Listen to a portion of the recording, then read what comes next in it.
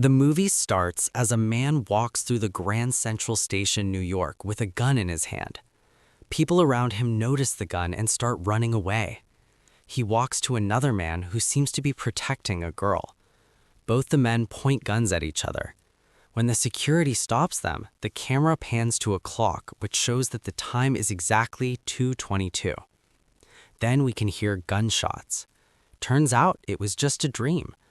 A man named Dylan wakes up from his dream and progresses with his routine listening to the news. The news talks about a star called Hamlin that died out 30 years ago, but its light is reaching the Earth 30 years later, and that this supernova will have effects on the Earth and its inhabitants. Dylan is then shown on his way to work, riding a bike and heading to the Grand Central Station to take the train. He works as an air traffic controller with serious talent in visualizing patterns. After work, he goes to a club drinking with his coworkers and receives a ticket to an aerial ballet as a gift for his upcoming birthday.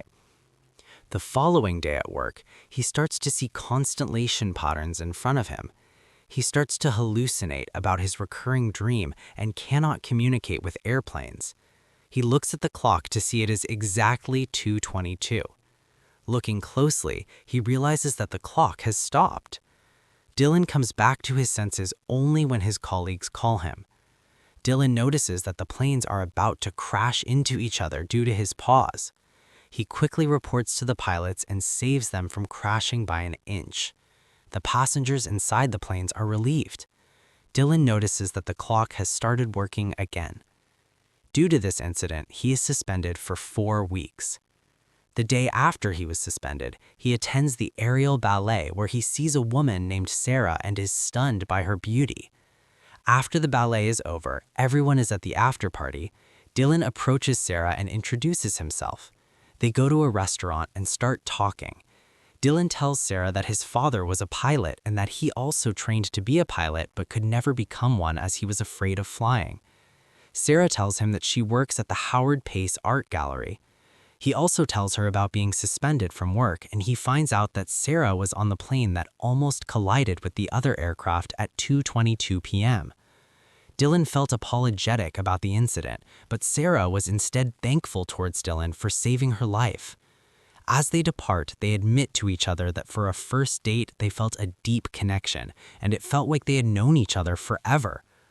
The following day, while on the way to the Grand Central, Dylan notices the same happenings as the day before. Siren, a woman laugh, construction sounds, a man saying, "May I help you?" and glass breaking. As he arrives at the Grand Central Station at 2:21 p.m., he sees a businessman reading his newspaper, a couple hugging each other, a line of preschoolers where the last child in line drops something, and a pregnant woman under the clock. At exactly 2:22, the window of the station shatters. He then goes to meet Sarah and asks her out to an early dinner. He goes to Central Park with her for ice cream. Sarah reveals that she had stopped dancing because of an injury. Dylan feels bad, so to cheer her up, he plays a song and starts dancing in front of her. She joins him, and the two happily dance together in the middle of a busy park. In the end, they kiss. They go to Dylan's apartment and make love. The next morning, they lie on the bed and cuddle. Dylan asks Sarah where her necklace was from, to which Sarah replied that it was from her ex-boyfriend, Jonas, who happens to be the main artist of the gallery at which she works.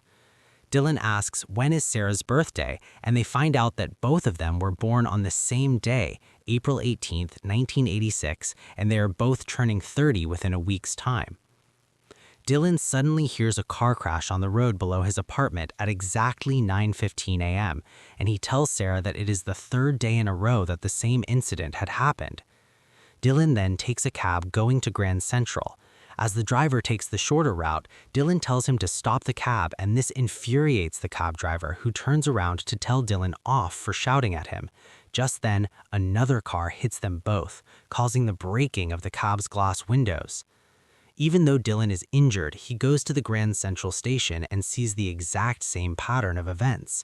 A businessman stands with the newspaper, an older couple hugs, a group of kids walks in a line when the lost child drops something, and lastly, a pregnant woman stands under the clock. He tells Sarah of these repeating patterns but with different people carrying out the same actions. Sarah does not believe Dylan but helps to clean his wounds from the car accident. Dylan goes home and starts writing all the events of his day, starting from 9:10 a.m.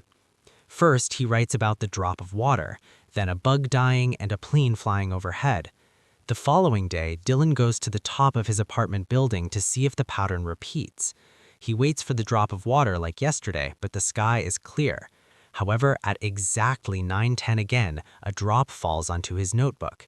Surprised, he closes the notebook, and when he opens it, there is a squashed bug on the page. Then an airplane flies over him. The pattern has repeated itself.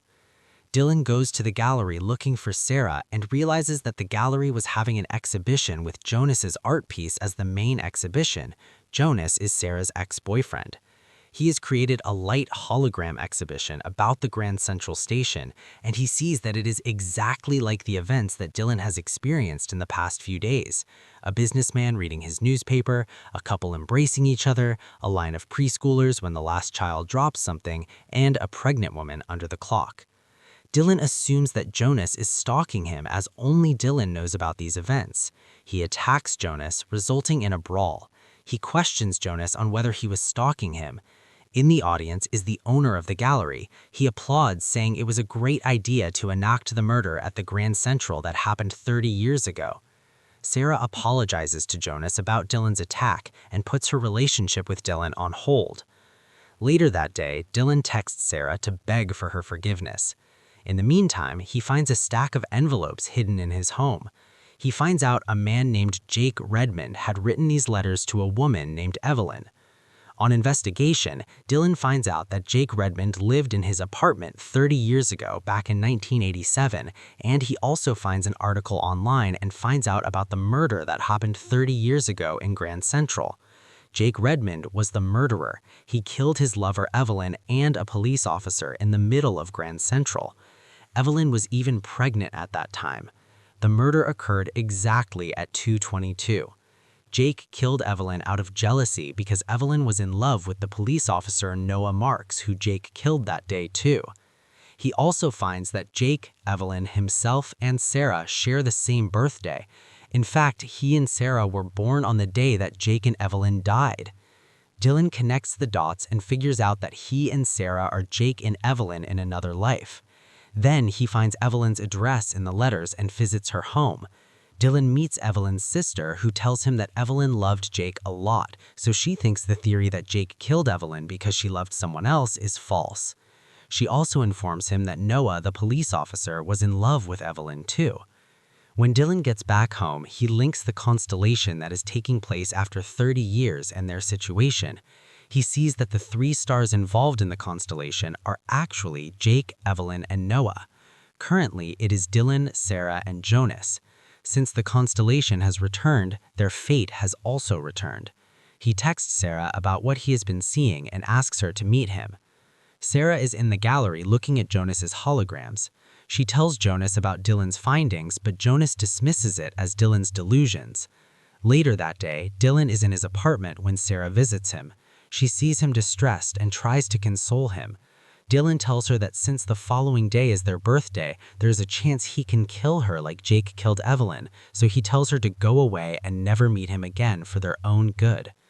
After Sarah leaves, Dylan loses control and starts breaking things around his apartment. He then goes to the terrace with the intention of jumping off the building, but he changes his mind.